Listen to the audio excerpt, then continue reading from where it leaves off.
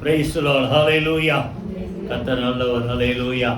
நான் வாசித்த அந்த சங்கீதத்தில் கடைசி வசனத்தை 132ஆம் சங்கீதம் கடைசி வசனம் 18ஆம் வசனத்தை வாசிங்க. அவன் சத்துருக்களுக்கு வெட்கத்தை உடுத்துவேன், அவன் மீதிலோ அவன் கிரீடம் ஊக்கும். இன்னைக்கு நமக்கு ஆண்டவர் சொல்றது வார்த்தை அவன் மீதிலோ. சேர்ந்து சொல்லுங்க, அவன் மீதிலோ அவன் கிரீடம் ஊக்கும். கிரீடம்னா என்னன்ட்டு முதலே நம்ம பார்த்துட்டோம். அலங்காரம், அதிகாரம், வல்லமை, புரியுதா, ஆளுகை, இதெல்லாம் எதை குறிக்குது? கிரீடம்ன்ற அர்த்தத்தை குறிக்கும். இப்போ ஆண்டவர் இதெல்லாம் நமக்கு தரார். இந்த கிரீடத்தை யாருக்கு கொடுக்கிறார்? அந்த கிரீடத்தினால் நமக்கு கிடைக்கிற மேன்மை என்ன? புரியுதா? இதை தான் இன்னைக்கு நம்ம பார்க்க போறோம். முதல்ல ஒரு கிரீடத்தை குறித்து நம்ம வாசிப்போம். ஏசாயா 62ஆம் அதிகாரம். எல்லாம் எடுத்துங்க. ஏசாயா 62ஆம் அதிகாரம் 3லேருந்து வாசிப்போம். 3ஆம் வசனத்திலிருந்து 62 3லேருந்து. நீ கர்த்தருடைய கையில் அலங்காரமான கிரீடமும் உன் தேவனுடைய கரத்தில் ராஜ முடியுமாயிருப்பாய். நீ இனி கைவிடப்பட்டவள் எனப்படாமலும் உன் தேசம் இனி பாழான தேசம் எனப்படாமலும் நீ எப்சிபா என்றும் உன் தேசம் பியூலா என்றும் சொல்லப்படும். கர்த்தர் உன் மேல் பிரியமாயிருக்கிறார், உன் தேசம் வாழ்க்கைப்படும். வாலிபன் கன்னிகையை விவாகம் பண்ணுகிறது போல உன் மக்கள் உன்னை விவாகம் பண்ணுவார்கள். மணவாளன் மணவாட்டியின் மேல் மகிழ்ச்சியாய் இருப்பது போல உன் தேவன் உன் மேல் மகிழ்ச்சியாய் இருப்பார். கைகளை வைத்து கர்த்தரை ஸ்தோத்திரம் பண்ணுங்க. நீங்க முதல்ல நம்ம பார்க்கிற கிரீடம் அலங்காரமான கிரீடம், ராஜ கிரீடம். ராஜ முடினா அது ராஜ கிரீடம். சொல்லுங்க வாய் திறந்து. அலங்காரமான கிரீடம். அடுத்தது ராஜ கிரீடம். அலங்காரம்னா பின்னால எது குறிக்கிற? அவரே எழுதியிருக்கார். மணவாளன் மணவாட்டின் மேல பிரியமா இருக்கிறது போல. புரியுதா? உன் மக்கள் என்ன செய்வார்கள்? விவாகம் பண்ணுவார்கள். அப்போ ஒரு மணவாட்டிக்கு கிரீடம். அதான் நான் முதல்ல சொன்னேன். என்ன அந்த ஃப்ரண்ட்ல வைக்கிறாங்க, அழகா வைப்பாங்க, டியாரா அப்படி. ஒரு மணப்பெண்ணுக்கு அலங்காரத்தில் முக்கியமானது அதான். புரியுதா? அந்த கிரீடம். அதை போல ஆண்டவர் சொல்றாரு, ஓ மேல பிரியம் வச்சு அவர் நம்மளை என்னவா மாத்திருக்காரு சொல்லுங்க? மணவாட்டியாய் நம்மை தெரிந்து கொண்டு இருக்கிறார். கையில வீட்டு கர்த்தரை ஸ்தோத்திரம் பண்ணுவோமா? வெளிப்படுத்த விசேஷத்துல 2 இடத்துல இருக்கும், மனைவி மணவாட்டி. தன்னை என்ன செய்தால்? அலங்கரித்தாள் அப்படி.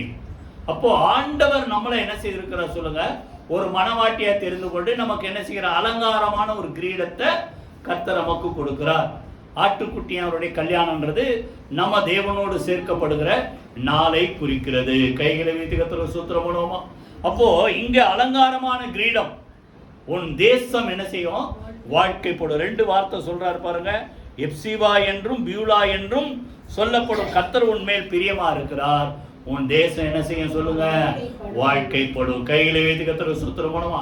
இப்ப இந்த அலங்காரம், இந்த மகிமை, மேன்மை, ராஜகிரீடம்னு அதிகாரம், இது யாருன்னா நமக்கு ஆண்டவர் தான்.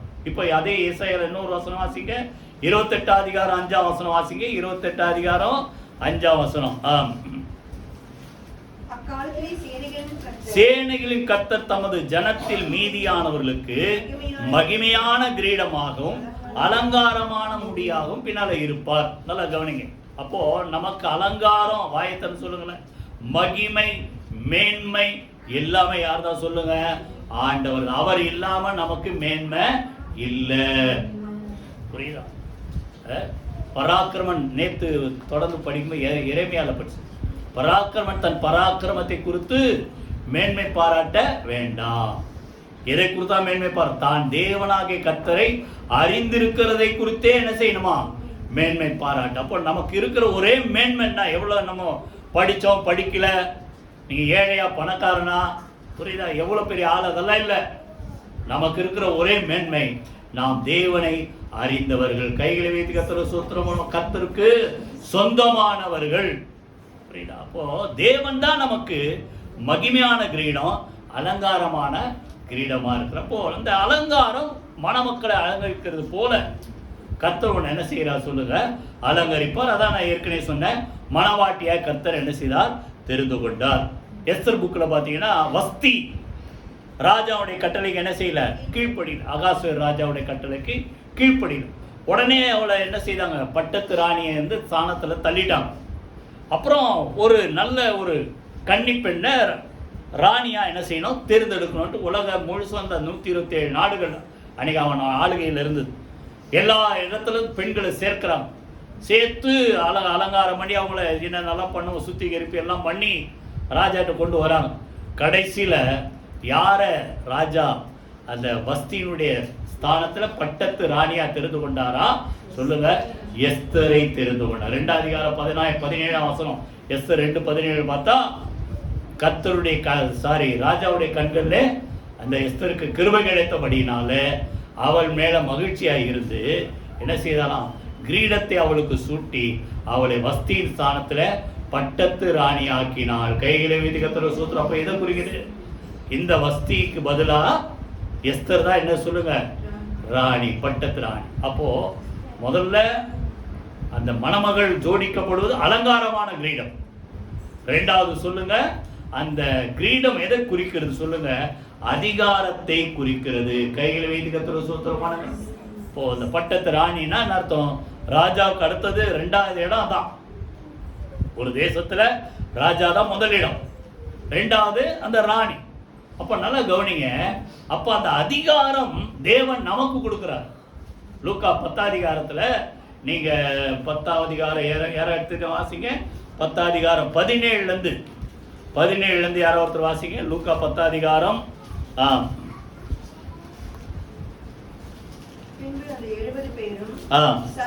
சந்தோஷத்தோடு திரும்பி வந்து, ஆண்டவரே உம்முடைய நாமத்தினாலே பிசாசுகள் எங்களுக்கு கீழ்ப்படுகிறது என்றார்கள். அவர்களை அவர் நோக்கி, சாத்தான் மின்னலை போல வானத்திலிருந்து விழுகிறதை கண்டேன்.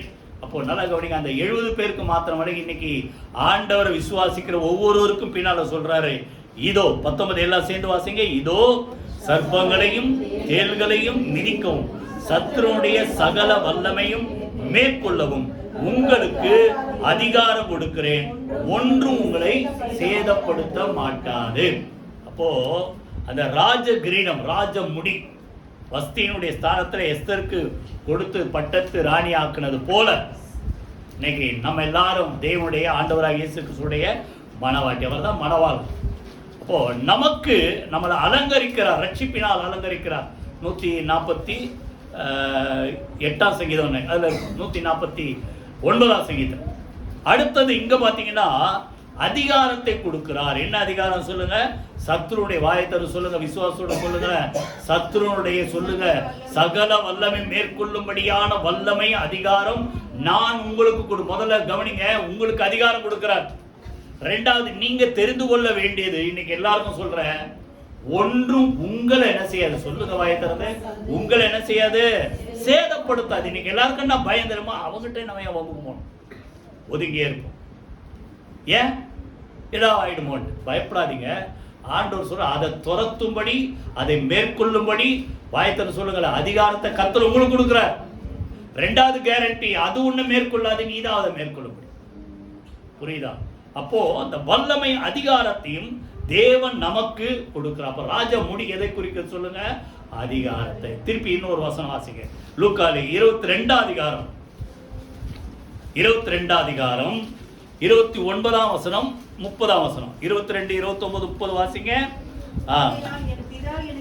என் பிதா எனக்கு ஒரு ராஜ்யத்தை ஏற்படுத்தினது போல நானும் உங்களுக்கு ஒரு ராஜ்யத்தை ஏற்படுத்த. நல்லா கவனிங்க, பிதா இயேசு கிறிஸ்து ஒரு ராஜ்யத்தை ஏற்படுத்தினார். அவருடைய வருகையில அவர் என்ன செய்வார், அரசாளுவார். என்ன சொல்ல போனா இந்த பூமியில 1000 வருஷம் என்ன செய்வார், அரசாளுவார். புரியுதா? எல்லாமே அவருக்கு ஒப்பு கொடுக்கப்பட்டது. அந்த உயிர் தெழுந்த உடனே ஆண்டவர் பேசுற வார்த்தை சொல்லுங்க, வானத்திலும் பூமியிலும் சொல்லுங்க, சகல சொல்லுங்க அதிகாரமும் எனக்கு கொடுக்கப்பட்டிருக்கிறது. அந்த அதிகாரத்தில் நான் உங்களுக்கு அனுப்புறேன், நீங்க புறப்பட்டு போய் அந்த அதிகாரத்தில் என்ன செய்யுங்க, சுவிசேஷத்தை அறிவிங்க. புரியுதா? இப்போ அதே போல இங்க என்ன சொல்றாரு, மறுமையின் ராஜ்யத்துல அவருடைய வருகையின் போது, அவருடைய ஆளுகையின் போது, அவருடைய ராஜ்யத்தின் போது பிதா அவருக்கு ராஜ்யத்தை கொடுத்தா மாதிரி சொல்லுங்க, அன்னைக்கு இருந்த 12 சீஷர்கள் சொல்றாரு, இந்த 12 கோத்திரத்தை நீங்க ஆளுகை செய்வீங்க. புரியுதா? இப்ப நம்ம யாரை இஸ்ரவேல் கோத்திரத்துல பிறந்தவங்க இல்லை, நீங்கள் ஒவ்வொரு குடும்பத்தில் ஒவ்வொரு ஏரியாவில் இருக்கிறீங்க. இப்போ உங்களுக்கு என்ன சொல்கிறாரு? 30 வசனம் வாசிங்க. நீங்கள் எல்லாம் சேர்ந்து என் ராஜ்யத்தில் என் பந்தியிலே போஜன பானம் பண்ணி இஸ்ரவேலின் 12 கோத்திரங்களின் நியாயம் தீர்க்கிறவர்களாக சிங்காசனங்களின் மேல் உட்காரு. கை வைத்து சொல்லுங்க. வாயை திறக்க மாட்டீங்கள. சிங்காசனத்தின் மேல் உட்காருவீர்கள். அதுக்கு தகுதி ஆண்டவர் நமக்கு ஏற்படுத்தியிருக்கு. பாவத்தில் அக்கிரமத்தில் மரித்தவர்களாக இருந்த உங்களை அவருக்குள் தெரிந்து கொண்டு அவரோடு கூட உங்களுடைய பாவங்களை எல்லாம் அவருடைய மரணத்தினால என்ன செய்தார் சொல்லுங்க? மன்னித்து, அவருடைய ரத்தத்தினால மன்னித்து என்ன செய்தார் சொல்லுங்க? அவரோடு கூட சொல்லுங்க உன்னதங்களிலே நம்மளை என்ன செய்தார்? உட்கார செய்தார். கையில வைத்து கர்த்தரை ஸ்தோத்திரம். இப்போ அதற்கு தெரிந்து கொண்டு நம்மளை தகுதிப்படுத்தி இருக்கிறார். அவருடைய ராஜ்யம் வரும்போது அந்த 12 சீஷர்களுக்கு அவங்க ஏரியா, அவங்க கோத்திரத்தை ஆளுகை செய்யற மாதிரி. புரியுதா? உங்க ஏரியால உங்க பகுதியில நீங்க ஆளுகை செய்யும்படியாக சொல்லுங்க. கர்த்தர் எங்க உட்காரப்பார் சொல்லுங்க? சிங்காசனம். வாயை திறக்க மாட்டீங்களா? சொல்லுங்க. சிங்காசனத்தின் மேல் ஆளுகை செய்யும்படி உட்கார வைப்பேன். அப்ப சிங்காசனம் எதை குறிக்க சொல்லுங்க? ஆளுகை.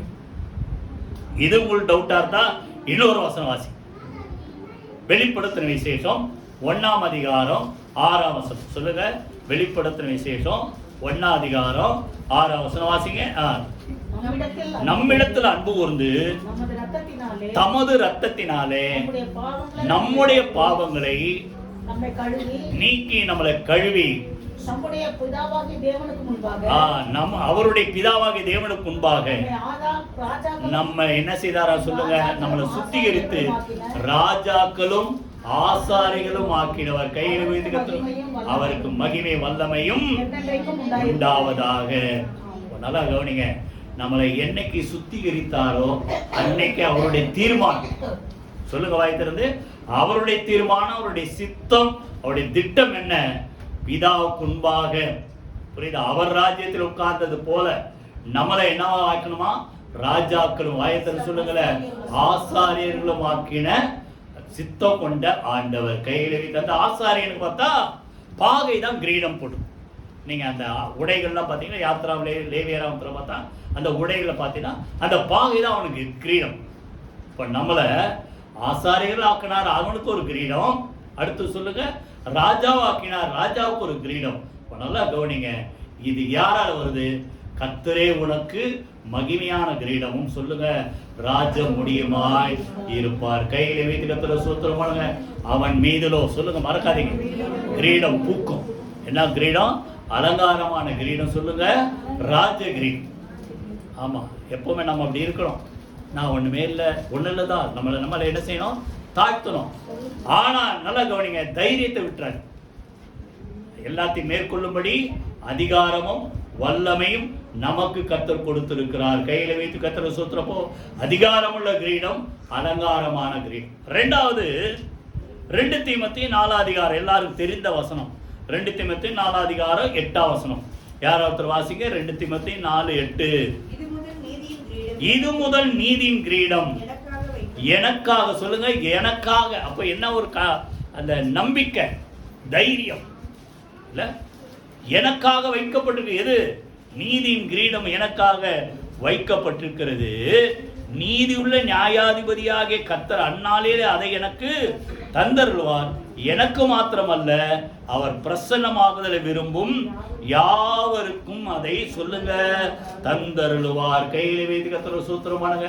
இப்ப 2வது கிரீடம் சொல்லுங்க, நீதியின் கிரீடம். பவுலுக்கு மாத்திரம் அவரே சொல்லிட்டாரு. யாரெல்லாம் அவருடைய பிரசன்னமாகுதலை விரும்புகிறார்களோ, காத்திருக்கிறார்களோ, சொல்லுங்க, அவர்கள் ஒவ்வொருவருக்கும் அந்த நீதியின் கிரீடத்தை கர்த்தர் வைத்திருக்கிறார். கையில வைத்து கர்த்தரை ஸ்தோத்திரம் பண்ணுமா? புரியுது? அப்ப நீதியின் கிரீடம்னா என்னதான்? நீதியா நம்ம நடக்கணும், அதான் முக்கியம். உத்தமனாய் நடந்து, யார் கர்த்தருடைய பர்வதத்துல வாசமா இருப்பா? உத்தமனாய் நடந்து நீதியை நடப்பித்து. மனசார எதை பேசுறோம்? நிறைய பேர் சொல்லுங்க, மனசார போய் சொல்றாங்க. சொல்லுங்க, நீங்க மனசார எதை பேசணும்? சத்தியம், உண்மையை பேசணும். அப்பதான் நீதியின் கிரீடம். புரியுதா? மேல பாத்தீங்கன்னா 7ஆம் வசனத்துல அந்த நீதியின் கிரீடம் ஏன் கொடுத்தாரு? நல்ல போராட்டத்தை போராடினேன், ஓட்டத்தை முடித்தேன், விசுவாசத்தை காத்து. இது பெரும்பாலும் அதிகமா எழுதுற இடம் எது? கல்லறையில தான் எழுதுறாங்க. புரியுதா? நம்ம மனசுல இருக்கணும், நல்ல போராட்டத்தை கடைசி வரைக்கும் போராடணும், ஓட்டத்தை முடிக்கணும், பாதியில இல்லை, ஓட்டத்தை முடிக்கணும். அடுத்தது கடைசி வரைக்கும் விசுவாசத்தை காத்து கொள்ளணும், கடைசி வரைக்கும் நீதியை காத்து கொள்ளணும், உலகத்துல போயிடக்கூடாது. பின்னால சொல்றாரு பாருங்க, ஏனென்றால் 10ஆம் வசனம் வாசிங்க. தேமா 10ஆம் வசனம், இந்த பிரபஞ்சத்தின் மேல் ஆசை வைத்து என்னை விட்டு பிரிந்து தெசலோனிக்கே பட்டணத்துக்கு போயிட்டான். அப்போ நீதியா வாழ்றதை விட்டுட்டு உலகத்து பின்னால போயிட்டான்.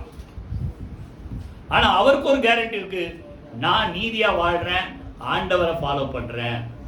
இப்ப நீங்க உலகத்து பின்னால, உலக பாவங்கள், இச்சைகள், அசுத்தங்கள் இது பின்னால போறீங்களா சொல்லுங்க, இல்ல ஆண்டவர் தான் எனக்கு எல்லாம்? நல்ல ஒரு பாட்டு அடிக்கடி பெரும்பாலும் அதை ஞானசானம் எடுக்கும்போது பாருங்க, இயேசுவின் பின்னே போக துணிந்தே பின்னோக்கே நான், பின்னோக்கே நான். புரியுதா? அன்னைக்கு எடுத்த தீர்மானம் சொல்லுங்க, கடைசி வரைக்கும் நம்முடைய கண்ணை மூடுற வரைக்கும் விசுவாசத்தை காத்து கொண்டேன், கைகளை வைத்து கத்துற. அந்த இப்பதான் நமக்கு கேரண்டியா நம்ம சொல்ல முடியும், எனக்காக அங்க ஆண்டவர் எதை வச்சிருக்கிறார் சொல்லுங்க, நீதியின் கிரீடத்தை வச்சிருக்கிறார். தேமா மாதிரி பின்னால போயில்ல, உலகத்து பின்னால, பாவத்து பின்னால இல்லை, வேற ஏதாவது பணமோ என்னவோ தேவனுக்கு பிரியமில்லாத காரியங்கள் பின்னால என்ன செய்யல சொல்லுங்கள, வாயை திறந்து போகல. நான் அவருக்காக நிக்கிறேன், எனக்கு என்ன கிரீடம் உண்டு சொல்லுங்க, நீதியின் கிரீடம். இப்போ இதை அப்படியே வச்சுக்கிட்டு அந்த நீதியின் கிரீடம் எப்போ கிடைக்கும்னா 1 கொரிந்தியர் 9ஆம் அதிகாரம் எடுங்க. 1 கொரிந்தியர் 9ஆம் அதிகாரம் 24ல இருந்து யாராவது வாசிங்க. பந்தய சாலையில் ஓடுகிற இவர்கள் எல்லாரும் ஓடுவாங்க, ஆகிலும் ஒருவனே பந்தயத்தை பெறுவான் என்று அறியீர்களா? நீங்கள் பெற்றுக்கொள்ளத்தக்கதாக ஓடுங்கள். இப்ப நல்லா கவனிங்க, பந்தயத்தில் ஓடும் போது ஒருத்தனுக்கு தான் கிரீடம். இப்போ நம்ம உலகத்துல 3 கொடுக்குறோம், ஃபர்ஸ்ட், செகண்ட், தேர்டு. இன்னும் ஒரு சில கொஞ்சம் இறக்கப்பட்டவங்க ஆறுதல் பரிசுன்னு ஒன்று கொடுக்குறாங்க. சரி, அப்போ வச்சுங்க, 4 வச்சிருக்கேன் வச்சுங்க. ஆனா இங்க நீங்க ஓடினா, இப்ப இங்க இருக்க இத்தனை பேர் இருக்கிறீங்க, அத்தனை பேர்ல ஃபர்ஸ்ட், செகண்ட், தேர்டு மாத்திரம் கிரீடம் கொடுப்பேன்றாரா? புரியுதா? ஒருத்தன் தான் பெறுவான் அங்க உலகத்துல. ஆனா இங்க என்னன்னா, நீங்க எல்லாருக்கும் தானே இப்ப படிச்சோம், அவருடைய பிரசன்னமாகுதலை விரும்புகிற சொல்லுங்க, யாவருக்கும் அதை தருவார். அப்போ எத்தனை பேர் ஓடினாலும், அத்தனை கோடி மக்களா இருந்தாலும் அத்தனை கோடி மக்களுக்கும் சொல்லுங்க, ஆண்டவர் நீதியின் கிரீடத்தை சொல்லுங்க வைத்திருக்கிறார். கையில வீது கத்தர சூத்திரம் பண்ணுவோமா? 25 வாசிங்க. பந்தயத்துக்கு போராடுகிற யாவரும் எல்லாவற்றையும் எப்படி இருப்பாங்க? அந்த கிரீடம் வேணும்னா இச்சை அடக்கமா இருப்பாங்க. அடுத்தது, அவர்கள் அழிவுள்ள கிரீடத்தை பெறும்படிக்கு அப்படி செய்கிறார்கள். நாமோ சொல்லுங்க, அழிவில்லாத கிரீடத்தை பெறும்படி அப்படி செய்கிறோம். அப்ப அந்த கிரீடம் ஒரு நாள் அழிஞ்சிரும். ஆனா அங்க பரலோகத்தில் ஆண்டவர் கொடுக்கிற கிரீடம் என்னென்னைக்கு இருக்கும்? அழிவில்லாத கிரீடத்தை நோக்கி போறோம். அப்ப நம்ம எப்படி இருக்கணும் சொல்லுங்க? இச்சை அடக்கமா இருக்கு. அதனால நான் நிச்சயம் இல்லாதவனா ஓடேன், ஆகாயத்தை அடிக்கிறவனா சிலம்பம் பண்ணேன், மற்றவர்களுக்கு பிரசங்கம் பண்ணுகிற நான் தானே சொல்லுங்க, ஆகாதவனாய் போகாதபடிக்கு என் சரீரத்தை ஒடுக்கி சொல்லுங்க, வாயத்திறந்து ஒடுக்கி கீழ்ப்படுத்து. நமக்கு கீழ்ப்படியணும். புரியுதா? அது நம்மளை மேற்கொள்ள கூடாது. ஏன்னா ஆண்டவரே சொல்றார், மாம்சம் ஆவிக்கு விரோதமா, ஆவி மாம்சத்துக்கு விரோதமா என்ன செய்யுது? போராடுது. ஆனா எதுதான் ஜெயிக்கணும்? ஆவிதான் ஜெயிக்கணும். புரியுதா? அழிவில்லாத கிரீடத்தை பெறுகிறவனே இப்படி அடக்க ஒடுக்கமா ஒடுக்கி கீழ்ப்படுத்தி ஒரு சில இதெல்லாம் அப்படி இருக்கிறான். ஆனா நம்ம எவ்வளவு ஜாக்கிரதையா இருக்கணும். அவனுக்கு ஒரு ஆளுக்கு தான் கிடைக்கும். ஆனா அந்த ஒரு ஆளா நான் இருக்கணும்ட்டு அவன் எவ்வளவு பிரயாசப்படுறான். ஆனா இங்க சொல்றார், ஒரு ஆளுக்கு இல்ல, எத்தனை பேர் அவர் சொன்னபடி வாழ்கிறார்களோ அத்தனை பேருக்கும் சொல்லுங்க, வாய் திறந்து நீதியின் கிரீடம் வைக்கப்பட்டிருக்கிறது. புரியுதா? அது அந்த வார்த்தை இன்னொன்னு மறக்காது. யாருக்கா வைக்கிறதா படிச்சீங்கள? எனக்காக சொல்லுங்க, வாய் திறந்து எனக்காக வைக்கப்பட்டிருக்கிறது. வெளிப்படுத்தின விசேஷத்துல என்ன தொட்ட ஒரு வார்த்தை 3ஆம் அதிகாரம் 10-11 யாராவது வாசிங்க. 3ஆம் அதிகாரம் 10-11.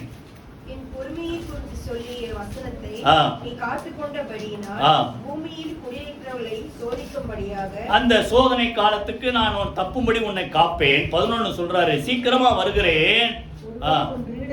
ஒருவன் உன் கிரீடத்தை பிளதவில்லையா சபைக்கு சொல்றார். ஒருவனை உன் கிரீடத்தை எடுத்துக்கொள்ளாதபடி உனக்குள்ளதை நான் வருவதை என்ன செய், பற்றிக்கொள். பவுல் எவ்வளவு கேரண்டியா சொல்றாரு, எனக்காக எனக்குன்னு வச்சிருக்கிற நீதியின் கிரீடம் வைக்கப்பட்டிருக்கிறது. அப்ப உங்களுக்கு ஆண்டவர் கர்த்தர் ஆயத்தம் பண்ணின அந்த மேன்மை, அந்த கிரீடத்தை நீங்க இழந்துடக்கூடாது. கைகளை வைத்து கர்த்தர் ஸ்தோத்திரம். உன் கிரீடத்தை ஒருவனும் பறித்துக் கொள்ளாதபடிக்கு. அப்ப ஏன் மிஸ் ஆகுது கிரீடம்? ஏன் மிஸ் ஆகுது? இதை அப்படியே வச்சுக்கிட்டு இன்னொரு வசனம், அதெல்லாம் புரியுதுங்களா? இதெல்லாம் சொல்றேன். புலம்பல் 5ஆம் அதிகாரம் 16ஆம் வசனம். யாராவது வாசிங்க. 5:16. புலம்பல் 5:16 வாசிங்க. ஏன் கிரீடம் மிஸ் ஆகுது? எங்கள் தலையில் இருந்து கிரீடம் விழுந்தது, நாங்கள் என்ன செஞ்சிட்டோம்? பாவம் செஞ்சோம். கிரீடம் ஏன் மிஸ் ஆச்சு? பாவம். எத்தனை பேர் புரியுது? நீதியின் கிரீடம் நமக்கு வேணும்னா கடைசி வரைக்கும் சொல்லுங்க, வாய் திறந்து கண்ணை மூடுற வரைக்கும் அவருடைய வார்த்தையின்படி சொல்லுங்க. நம்ம வாழ அவருக்கு ஒப்பு கொடுத்து அதன்படி நடந்தால் அவர் சொன்ன கேரண்டி நமக்கு உண்டு. இது முதல் நீதியின் கிரீடம், வாய் திறந்து சொல்லுங்க, எனக்காக வைக்கப்பட்டிருக்கிறத ஒருவரும் என்ன செய்ய மாட்டாங்க, பறித்து கொள்ள சொல்லுங்க முடியாது. எதில் பார்த்தோம்?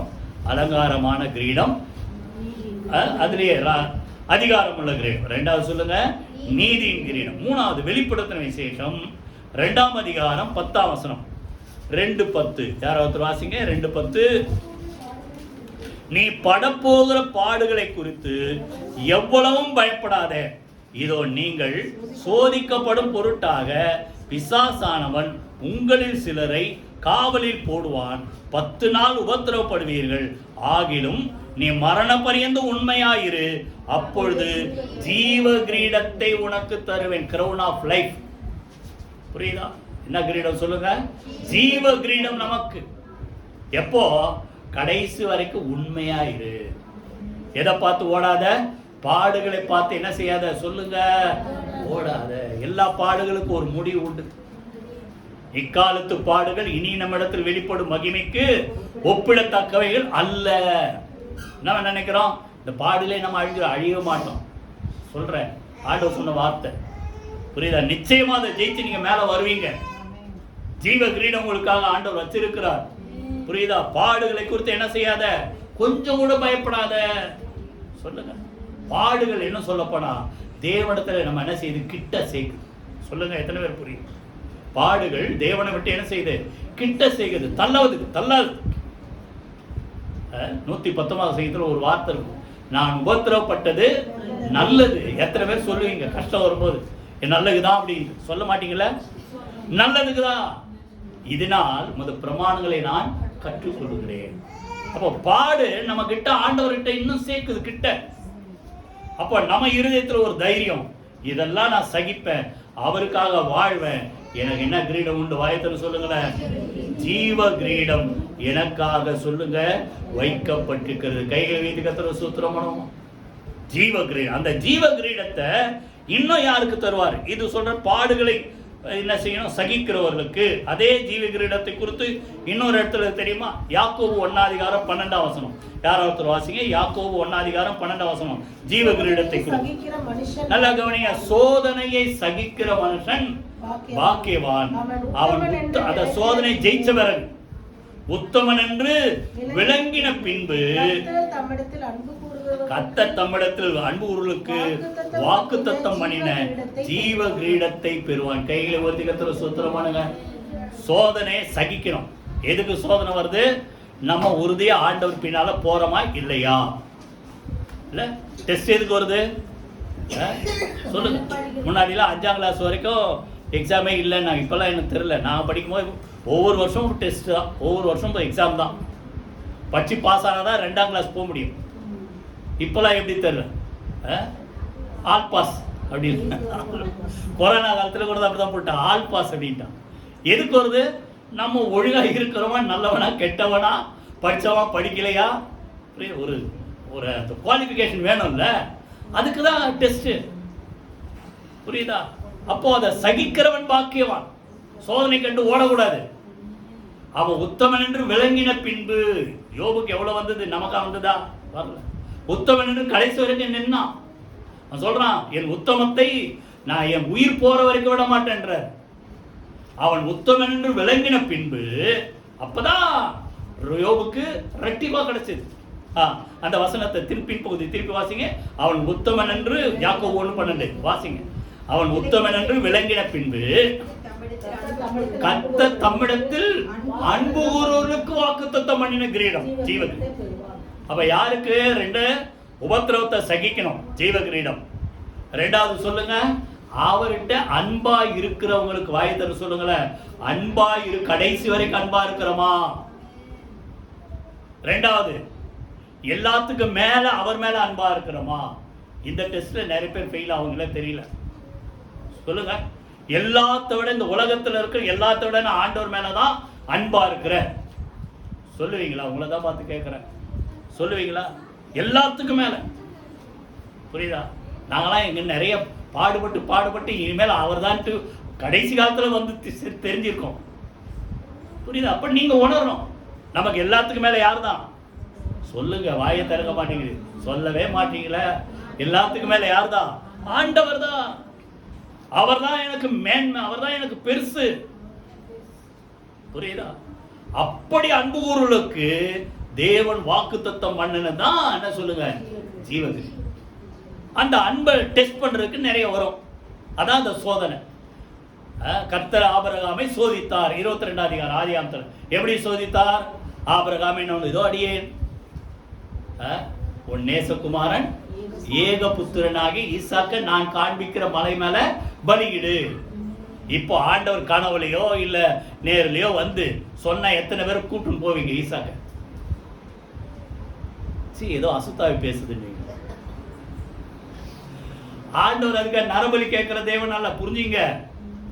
நீங்க அன்பா இருக்கிறீங்களா? புள்ள மேல அன்பா இருக்கிறியா இல்ல அதுக்கு மேல ஆண்டவர் மேல அன்பா இருக்கிறியா? இந்த 3ஆம் வசனம் மறக்க முடியாது. அப்படியே கர்த்தர் சொன்னபடி ஆபிரகாம் புறப்பட்டு போனான். பிள்ளையை கூட்டு புறப்பட்டார். எது வரைக்கும்? புறப்பட்டு போகும்போது நினைச்சேன் வழியில ஆண்டவர் நிறுத்த சொல்லுவார, நிக்கல. மலை மேலேயும் போயிட்டாங்க. 3 நாள் கழிச்சு அந்த இடத்துக்கு வந்துட்டாங்க. இப்ப என்ன பண்ணிட்டாங்க? பையனை கட்டி கட்டை மேல அடுக்கி கிடத்தியாச்சு.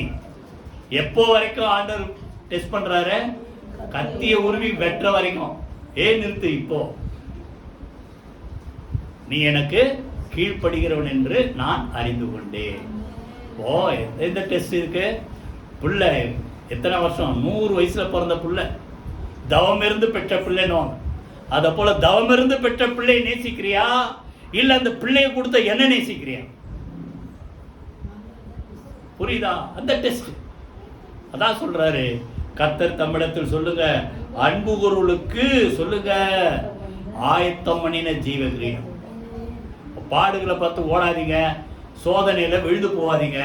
எல்லாம் எனக்கு ஆண்டவர் தான் கடைசி வரைக்கும் நின்று பாரு.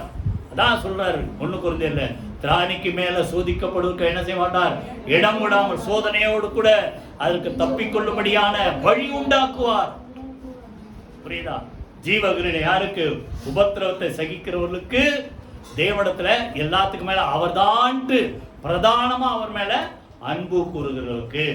4வது கிரீடம். 4வது 1 தெசலோனிக்கேயர் 2ஆம் அதிகாரம் 19ஆம் வசனம். யாராவது ஒருத்தர் வாசிங்க. 1 தெசலோனிக்கேயர் 2ஆம் அதிகாரம் 19 வாசிங்க. எங்களுக்கு நம்பிக்கையும் சந்தோஷமும் மகிழ்ச்சியின் கிரீடமா இருப்பவர்கள் யார்? சொல்றாரு, நம்முடைய கர்த்தராகிய இயேசு கிறிஸ்து வரும்போது அவருடைய சன்னிதானத்திலே நீங்கள் அல்லவா அப்படி இருப்பீர்கள். பவுல் சொல்றாரு, நல்ல கவனிங்க, நீங்களே எங்களுக்கு மகிழ்ச்சியும் மகிமையும் சந்தோஷமா இருக்கு. நல்ல கவனிங்க, எங்களுக்கு மகிழ்ச்சியின் கிரீடம் சந்தோஷம் கிரீடம் யார்? சொல்லுங்க, எங்களுக்கு யார் மகிழ்ச்சியின் கிரீடம், யார் சந்தோஷத்தின் கிரீடம்? பவுல் சொல்றாரு, இந்த சபையை பார்த்து நீங்க தான்.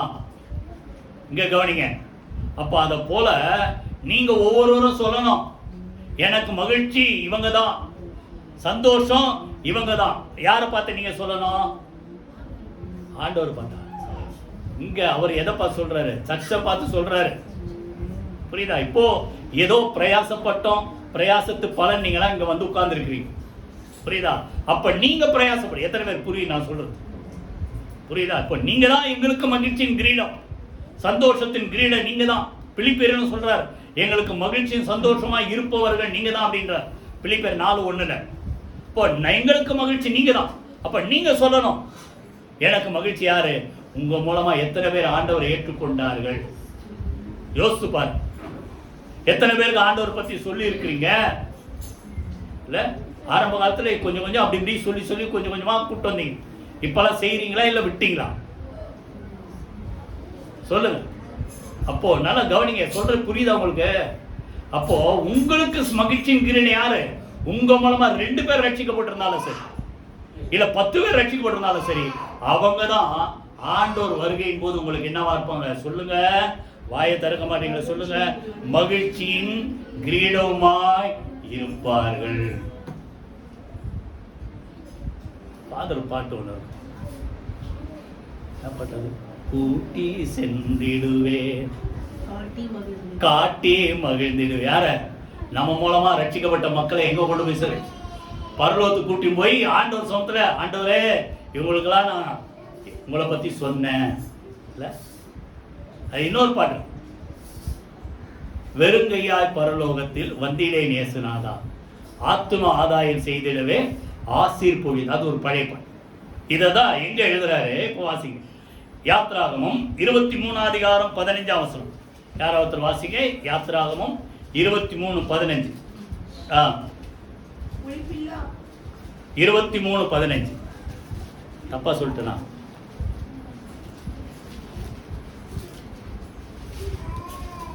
ஒரே ஒரு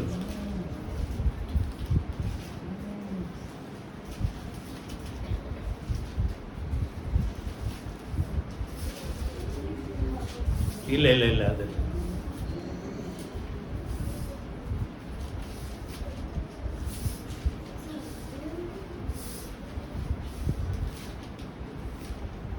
வெறுங்கையாய் தப்பாயிட்டு. சரி,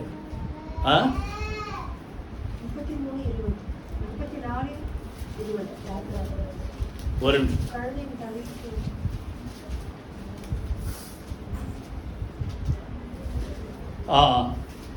34:20 வாசிங்க. கழுதையின் தலையீற்றை ஒரு ஆட்டுக்குட்டியால் மீட்டுக் கொள்வாயாக. மீட்டுக் கொள்ளாதிருந்தால் அதன் கழுத்தை நெரித்து போடு. வெள்ளிகளில் முதல் பேரானவர்கள் எல்லாம் மீட்டுக் கொள்ள வேண்டும். வெறும் கையோடு என் சந்நிதியில் ஒருவரும். நல்ல கவனி, வெறுங்கையோடு சொல்லுங்க, என் சந்நிதியில் ஒருவனும் என்ன செய்யக்கூடாது? சொல்லுங்க, வராத. இப்ப நீங்க வெறுங்கையா வந்தீங்களா? சொல்லுங்க. நான் வெறுங்கையெல்லாம் வரல, கையில பைபிள் எடுத்துட்டு வந்தேன், அடுத்தது காணிக்கை எடுத்துட்டு வந்தேன். புரியுதா? ஆண்டவர் சமூகத்தில் நிற்கும் போது நம்ம சொல்லணும், நான் வெறுங்கையா வரல ஆண்டவரே, இத்தனை பேருக்கு நான் ஆண்டவர் உங்களை பத்தி சொல்லி இத்தனை பேரை நான் என்ன செய்தேன்? ஆதாயப்படுத்தினேன். யாரை பார்த்து ஆண்டவர் சந்தோஷப்பட்டாரு? 5 தாளந்து கொடுத்தவன் அதை யூஸ் பண்ணி, சொல்லுங்க, இன்னும் 5 தாளந்த சம்பாதிச்சான். 2 தாளந்த வாங்கினவன் அதை யூஸ் பண்ணி இன்னும் 2 சம்பாதிச்சான். 1 வாங்கினவன் யாருக்கும் யூஸ் இல்லாம மண்ணில் போச்சு. உங்களுக்கு ஆண்டவர் எவ்வளவு கொடுத்துருக்கிறார்? அதை யூஸ் பண்ணி எத்தனை பேரை சம்பாதிச்சீங்க? ஷாக் ஆயிட்டீங்க. எத்தனை பேர் புரியுது? அப்போ வெறுங்கையா வரமாட்டேன், புரியுதா? அங்க காட்டணும், இவங்கெல்லாம் எனக்கு யாரு? இவங்கெல்லாம் எனக்கு மகிழ்ச்சியின். அப்ப நான் அவங்க தான் உங்களுக்கு மகிழ்ச்சியின் கிரீடம். உங்க மூலமா ஒரு ஆள் ரட்சிக்கப்பட்டிருந்தாலும் சரி, இல்ல 9 பேர் ரட்சிக்கப்பட்டிருந்தாலும் சொல்லுங்க, அவங்க தான். சொல்லுங்க வாயை திறந்து, உங்களுக்கு மகிழ்ச்சியின் கிரீடமாய் இருப்பார். ஆண்டவர் சொல்றாரு, வெறுங்கையா என் சமூகத்துல வராதுன்னா என்ன அர்த்தம்?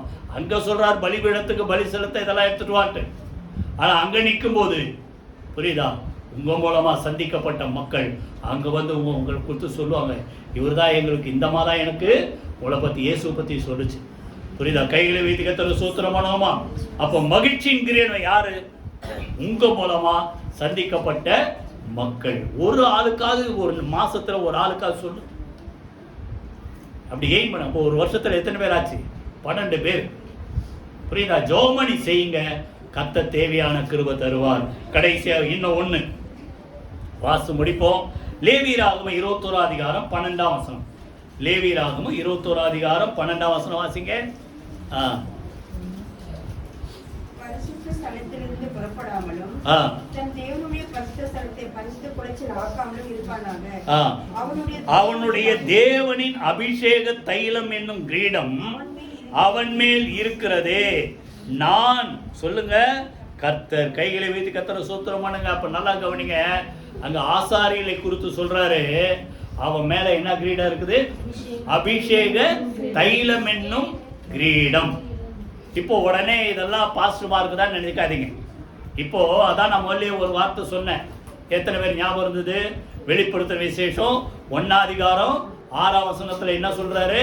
நம்மளை கழுவி நம்ம அன்பு கூர்ந்து நம்மளை கழுவி சுத்திகரித்து அவருக்கு முன்பாக நம்மளை எப்படி நிறுத்திருக்கிறாரு சொல்லுங்க. இப்போ ராஜாக்களாக, ஆசாரிகளாக. புதிய ஏற்பாடுல ஆண்டவரை தெரிந்து கொண்ட ஒவ்வொருவரும், பேதுரு நிருபத்திலே சொல்றாரு, பரிசுத்தமான ராஜரீக கூட்டமாக, ஆசாரிய கூட்டமாக கர்த்தர் நம்மை தெரிந்து கொண்டார். கைகளை வைத்து கர்த்தரை ஸ்தோத்திரம் பண்ணுமா. புரியுதா? அப்போ நீங்க ஒவ்வொருவரும் ஆண்டவர் தெரிந்து கொண்ட பாத்திரம். உங்க மேல ஒரு கிரீடம் இருக்குது. என்ன கிரீடம் சொல்லுங்க? தேவன் கொடுத்த பரிசுத்தாவினுடைய அபிஷேகம் என்கிற ஒரு சொல்லுங்க கிரீடம் இருக்கிறது. அப்போ அந்த கிரீடம் நம்மளை விட்டு விலகாதபடிக்கு நம்ம ஜாக்கிரதையா இருக்கணும். பின்னால சொல்றாரு, அதுக்கு முந்தின வசனத்தை வாசிங்க. தன்னை வாசி 11 வசனம். தகப்பனுக்காக தன் தாய்க்காக தன்னை, அது ஒரு பிணத்துக்கிட்ட போனா, அதான் அந்த சமாரியன் அந்த இது வழிபோக்கன் அடிப்பட்ட இடத்தும்போது பார்த்தா லேவியன் பார்த்தா போட்டான், அப்புறம் ஆசாரியன் பார்த்தா என்ன செய்ய விலகி போயிட்டான். ஆனா சமாரியன், புரியுதா, ஒருத்தனை காப்பாத்துறதுக்கு எனக்கு இப்படிப்பட்ட காரியங்கள் வந்தாவோட பரவாயில்ல, உள்ள வந்து காப்பாற்றும். இங்க என்ன சொல்றாரு? தன்னை அவன் என்ன செய்யக்கூட வாய்த்தன்னு சொல்லுங்க, தீட்டுப்படுத்த கூடாது. கைகளை வைத்து கர்த்தரை ஸ்தோத்திரம் பண்ணுவோமா. புரியுதா? அப்ப நல்லா கவனிங்க, இங்க இருக்கிற ஒவ்வொரு மேலும் ஒரு கிரீடத்தை ஆண்டவர் வச்சிருக்கிறார். சொல்லுங்க, என்ன கிரீடம் சொல்லுங்க? வாயத்தில் சொல்லுங்க, தலை மேல கை சொல்லுங்களேன். என் மேல பரிசுத்தாவியானுடைய அபிஷேக தைலம் என்னும் கிரீடம் இருக்கிறது. ஆனா என்ன செய்யணும்? காத்து தீட்டுப்படுத்தாதபடிக்கு. ஒரு 2 வசனத்தை வாசித்து முடிச்சிருவோம். எபேசியர் 1 அதிகாரம் 12-13. யாரோ ஒருத்தர் வாசிங்க. எபேசியர் 1 அதிகாரம் 12-13. எல்லாவற்றையும் நடப்பிக்கிற அவருடைய தீர்மானத்தின்படி. ஒரே ஒரு நிமிஷம்.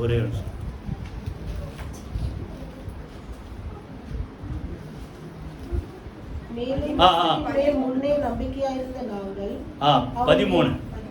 அவருடைய சுதந்திரமாகபடி தெரிந்து கொள்ளப்பட்டோம். நீங்களும் உங்கள் ரட்சிப்பின் சுவிசேஷமாகிய சத்திய வசனத்தை கேட்டு விசுவாசிகள் ஆனபோது வாக்குத்தத்தம் பண்ணப்பட்ட பரிசுத்த ஆவியால் சொல்லுங்க, நீங்கள் முத்திரை போடப்பட்டிருக்கிறீர்கள். புரியுதா? அடுத்தது சொல்றாரு. இப்போ நல்லா கவனிங்க, ஒவ்வொருவரையும் ஆண்டவர் தெரிந்து கொண்டார். எதனால? அந்த அபிஷேக தைலம் என்ற ஒரு கிரீடத்தை உங்க மேல வச்சிருக்கிறார். பரிசுத்த ஆவியினால முத்திரை போட்டிருக்கிறார். நீங்களாம் யாருக்கு சொந்தம் சொல்லுங்க? ஆண்டவருக்கு சொந்தம். அவருக்கு சொந்தமானவங்களை அவருடைய வருகை நாள்ல என்ன செய்வார்? மீட்டு கொண்டு எடுத்துக்கொண்டு போவார். அந்த நம்பிக்கையோடு நம்ம என்ன செய்கிறோம்? காத்திருக்கிறோம். இப்ப இன்னொரு வசனம் அதே எபேசியர்ல 4 அதிகாரம் 30 இருந்து வாசிங்க. 4 அதிகாரம் 30. நீங்கள் மீட்கப்படும் நாளுக்கென்று முத்திரையாக பெற்ற தேவனுடைய பரிசுத்த ஆவியை சொல்லுங்க, துக்கப்படுத்தாதிருங்கள். சவுல ஆண்டவர் தான் அபிஷேகம் பண்ணார். பட்டசாட்டமான ஆள், இவன் தான் நான் தெரிந்து கொண்ட ராஜா. கடைசியில சவுல ஆண்டவரே தள்ளிட்டார். நான் இவனை புறம்பே தள்ளிட்டேன். சாமுவேலை பார்த்து சொன்னி, ஏன் இவனுக்காக கேட்டுக்கிட்டே இருக்கிற? புரியுதா? அவனை ராஜா வாக்குறது எனக்கு எப்படி இருக்குதா? மனஸ்தாபமா இருக்குதுன்ற. இன்னொரு இடத்துல நோவா காலத்துல மக்களை உண்டாக்குறதே மனஸ்தாபமா இருக்குதுன்ற. புரியுதா? அப்போ நம்ம ஆண்டவருக்கு பிரியமில்லாத காரியத்தை யாராவது செஞ்சா யாரை துக்கப்படுத்துறோம்? சொல்லுங்க, பரிசுத்த ஆவியை என்ன செய்யறோம்? சொல்லுங்க, துக்கப்படுத்துறோம். அப்படி துக்கப்படுத்தாதிருங்கள். புரியுதா? அங்க தீட்டுப்படுத்தாதிருங்கள். அபிஷேக தைலன்ற கிரீடம் மேல இருக்குது. அதை காத்துக்கொள்ளனா தீட்டுப்படுத்தாத. எங்க தேவனுடைய ஆவி என்ன செய்யாத? துக்கப்படுத்தாத. வரும்போது வல்லமையாக வந்து இறங்குவார். அக்கினிமயமான நாவுகள் போல பிரிந்திருக்கும் நாவுகள் அவர்கள் ஒவ்வொரு மேலும் வந்து அமர்ந்தது. ஆனா விலகும் போது சவுலை விட்டு சைலண்டா விலகிட்டார். புரியுதா? ஏன்? தேவன் என்ன செஞ்சிட்டாரு? துக்கப்படுத்த. நல்லா கவனிங்க, எந்த ஒரு காரியத்திலும் சொல்லுங்க, அது ஒருவேளை எனக்கு துக்கத்தை கொடுத்தா கூட பரவாயில்ல, சொல்லுங்க, ஆண்டவரை நான் என்ன செய்யக்கூடாது? சொல்லுங்க, வாயை திறந்து துக்கப்படுத்தக்கூடாது. அப்போ அந்த துக்கப்படுத்துற சூழ்நிலை எப்போ வருது? 31 வாசிங்க. சகல விதமான கசப்பு உள்ளத்துல வருதா? யார் மேலேயாவது சொல்லுங்க, யார் மேல கசப்பு இருக்கா? இல்ல, கசப்பே இல்ல, எல்லார்ட்டையும் அன்பா இருக்கு. ரெண்டாவது கோபம், அடுத்தது கோபமும் மேல, அதுக்கு மேல மூர்க்கம், அடுத்தது கூக்குரல், தூஷணம், மற்ற எந்த துக்கம் உங்களை விட்டு இதெல்லாம் இருந்தா துக்கப்படுத்துறோம். அடுத்தது ஒருவருக்கொருவர் தயவாயும் மன உருக்கமாயிருந்து கிறிஸ்துவுக்குள் தேவன் உங்களுக்கு மன்னித்தது போல நீங்களும் ஒருவருக்கொருவர் என்ன செய்யுங்க? கசப்பு இல்லைன்னா மன்னிச்சிரும், அன்பா இருக்கும் இல்ல. அதனால கவனிங்க, அந்த அபிஷேக தைலம் என்னும் கிரீடத்தை நம்ம காத்துக்கொள்ளலாம்னா யார் மேலையும் என்ன செய்யக்கூடாது? கசப்பு இருக்கக்கூடாது. பாட்டு கூட பாடுவத, யார் மேலும் கசப்பு இல்லைப்பா, எல்லாருக்குன்னா அடிமையாக டக்கு ஞாபகம். கவனிங்க, யார் மேலே நமக்கு என்ன இல்லை? சொல்லுங்க, வாயை திறந்து, யார் மேலே எனக்கு என்ன இல்லை? சொல்ல முடியலையா? கசப்பு இல்லை, மூர்க்கம் இல்லை, கோபம் இல்லை, துக்குணம் இல்லை, பொறாமை இல்லை. இதெல்லாம் இருந்தா கர்த்தரை என்ன செய்யறோம்? சொல்லுங்க, துக்கப்படுத்துறோம். எத்தனை பாத்திரம் சொல்லுங்க? 5. அலங்காரம், அதிகாரம் உள்ள கிரீடம். 2வது நீதியின் கிரீடம். 3வது ஜீவ கிரீடம். 4வது மகிழ்ச்சியின் கிரீடம். 5வது நம்ம மேல தேவன் கொடுத்த அபிஷேக தைலம் என்னும் கிரீடம். எல்லாரும் எழுந்து கர்த்தரை ஸ்தோத்திரம் பண்ணுவோமா? அவன் மீதிலோ சொல்லுங்க, அவன் கிரீடம் பூக்கும். உன் கிரீடத்தை ஒருவரும் எடுத்து கொள்ளாதபடிக்கு உனக்குள்ளதை என்ன செய்? பற்றிக்கொள். இதுதான் தேவனை துக்கப்படுத்தக்கூடாதுன்றது. புரியுதா? கையில உயர்த்து கர்த்தரை ஸ்தோத்திரம் பண்ணுவோமா? ஆண்டவரே, உமக்கு நாங்கள் நன்றி செல்லார். கர்த்தரை துதிப்போம், கர்த்தரை ஸ்தோத்திரம் பண்ணுவோம். ஒருவேளை ஏதாவது மிஸ் ஆயிருந்தா அந்த கிரீடத்தை எனக்கு தாங்கப்பா, நான் காத்திருக்கிறேன்னு சொல்லுங்க. கைகளை வைத்து கர்த்தரை துதிப்போம். கர்த்தர் ஒவ்வொருவரும் மேல அவருடைய கிரீடத்தை கர்த்தர் பூக்க வைப்பார். கைகளை வைத்து கர்த்தரை ஸ்தோத்திரம் பண்ணுவோமா? நீதியின் கிரீடம், வாடாத கிரீடம், மகிமையின் கிரீடம், ஜீவ கிரீடம், மகிழ்ச்சியின் கிரீடம், அபிஷேக தைலம் என்னும் கிரீடம் கர்த்தர் மேல வைத்திருக்கிறார். அந்த கிரீடத்தை நம்ம எழுத போகாதபடிக்கு, எந்த ஒரு காரியத்தினாலும் கர்த்தரை துக்கப்படுத்தாதபடிக்கு அவருக்கு பயந்து சாட்சியா அன்பா பரிசுத்தமா நம்மை காத்துக்கொள்வோம். கர்த்தர் நம்மை ஆசீர்வதிப்பாராக. இயேசு கிறிஸ்துவின் ஜீவனுள்ள ஜெயமுள்ள நாமத்தில் ஜெபிக்கிறோம் நல்ல பிதாவே, ஆமென், ஆமென். நம்முடைய கர்த்தராகிய இயேசு கிறிஸ்துவின் கிருபை, பிதாவாகிய தேவனுடைய அன்பும் பரிசுத்தாவியினுடைய அந்யோன்ய ஐக்கியம் நாம் அனைவரோடு, சகல பரிசுத்த அனைவரோடும் ஆண்டவராகிய இயேசு கிறிஸ்து அருகப்பட்டு இருப்பதாக.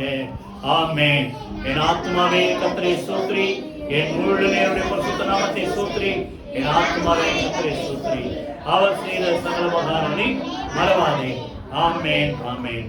God bless you.